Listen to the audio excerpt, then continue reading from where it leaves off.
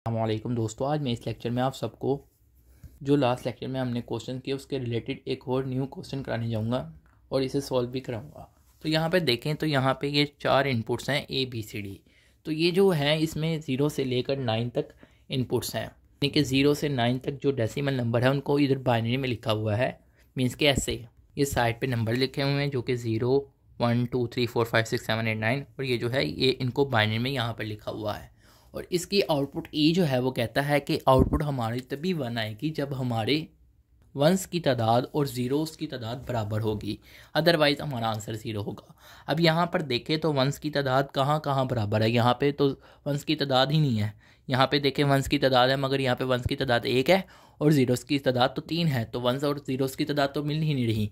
इसी तरह यहाँ पे देखें तो 0 यहाँ पर भी तादाद बराबर नहीं है। यहाँ पे देखें वंस की तादाद और ज़ीरोस की तादाद बराबर है, यानी कि यहाँ पे भी 0 की तादाद 0 है, यहाँ पे भी 0 की तादाद 0 है, तो हमारी आउटपुट आ जाएगी 1।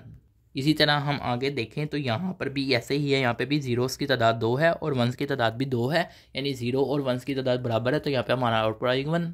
इसी तरह यहाँ पे देखें, यहाँ पे भी हमारे वंस की तादाद 2 है और ज़ीरोस की तादाद भी 2 है, यानी बराबर है। इसी तरह हम आगे देखें तो यहाँ पे भी हमारी यही चीज़ है, और बाकी जगह जो है वंस की तादाद और ज़ीरोस की तादाद बराबर नहीं है, तो वहाँ पे 0 आ जाएगा।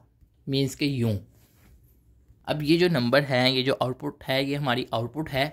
और याद रहे कि इसमें हमने बाकी 10 से 15 तक नंबर इस वजह से नहीं लिखे क्योंकि ये BCD कोड में है। क्योंकि मैंने आपको पहले भी बता के आ चुका हूँ, BCD कोड में 4 वेरिएबल्स यूज़ होते हैं, यानी 4 इनपुट्स होती हैं, और इसमें नंबर्स की तादाद होती है वो टोटल 10 होती है। मीन्स के 0 से लेकर 9 तक। इसमें 10 से लेकर 15 तक जो होते हैं वो नंबर इंक्लूड नहीं होते BCD कोड में।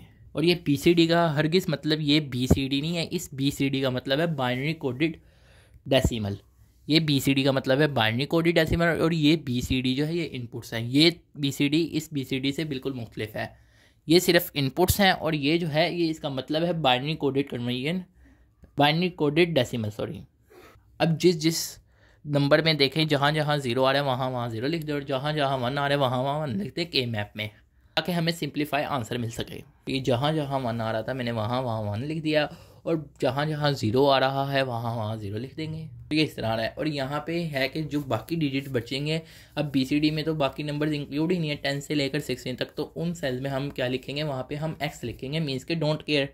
अब हम जितना भरा लूप बना सकते हैं हम बनाएंगे। हम देखें तो हमारा सबसे बड़ा लूप जो है एक ये 1 बनता है, मगर इससे सिर्फ 1 कवर हुआ है, एक 1 कवर हुआ है, बाकी 1 जो है अभी भी अनकवर है।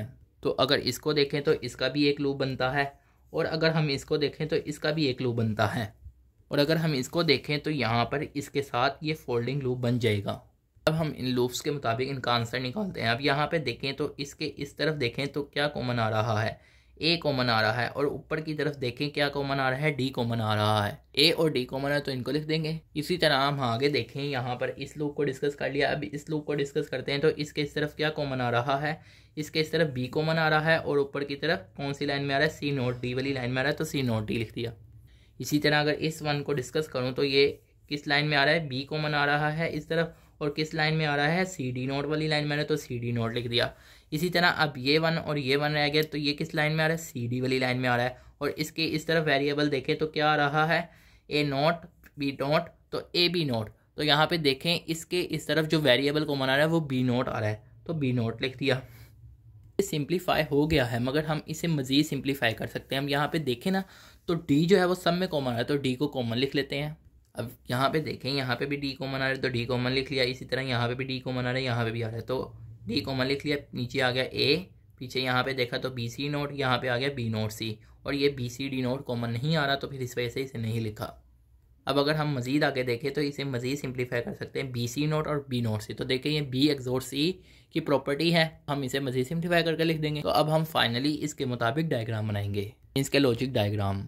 अब यहाँ पे देखें तो मैंने 4 इनपुट्स यानी ABCD है, तो मैंने 4 इनपुट्स लिख ली इस तरह। अब सबसे पहले ब्रैकेट वाला देखते हैं। ब्रैकेट वाले में आ रहा है B XOR C, तो B XOR C पहले बना लेते हैं।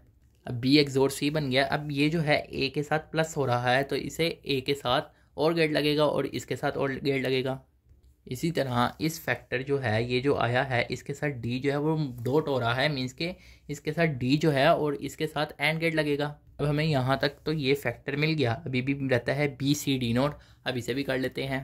तो ये मैंने इस तरह लिख लिया। अब ये जो है किससे जुड़ रहे हैं, तीनों आपस में मल्टीप्लाई हो रहे हैं, तो मीन्स के ये एंड गेट से जुड़ रहे हैं। अब हमें ये फैक्टर भी मिल गया यहाँ पर और ये फैक्टर भी मिल गया। अब ये जो फैक्टर है और ये जो फैक्टर है आपस में क्या हो रहा है, प्लस हो रहा है, मीन्स के इन दोनों के साथ और गेट लग रहा है, मीन्स के ये वाले फैक्टर के साथ और ये वाले फैक्टर के साथ। तो ये मैंने और गेट लगा दिया ए वाले के साथ और ये वाले के साथ, तो हमारे पास ये जो है आ गया है ई।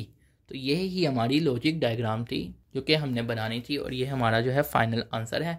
आपको बीच में लिखने की ज़रूरत नहीं है, इसलिए मैंने हेल्पिंग के लिए लिखा है आप सबकी, ताकि आपको समझ आ सके कि किस तरह हो रहा है। वैसे ये लिखने की ज़रूरत नहीं, बस आपको ये डायग्राम बिल्ड करनी है तो ये आप कर दें। और अगर आप चाहते भी नहीं है ना लिखना तो ना लिखें। तो बहुत से दोस्त ये गन से बचने के लिए नहीं लिखते तो ना लिखें, लेकिन पेंसिल से लिख लें। इस तरह आपका क्वेश्चन ज़रा जल्दी सॉल्व हो जाता है, आपको हेल्प हो जाती है, आसानी से आप कर सकते हैं क्वेश्चन को। तो पेंसिल से लिख लें, बाद में रेस कर दें ताकि आपका क्वेश्चन में कहीं गलती ना हो। तो उम्मीद है कि आपको ये समझ आ गया और ये जो हमारी डायग्राम बनी है कॉम्बिनेशनल सर्किट डायग्राम बनी है। आप सब दोस्तों का लेक्चर सुनने का शुक्रिया।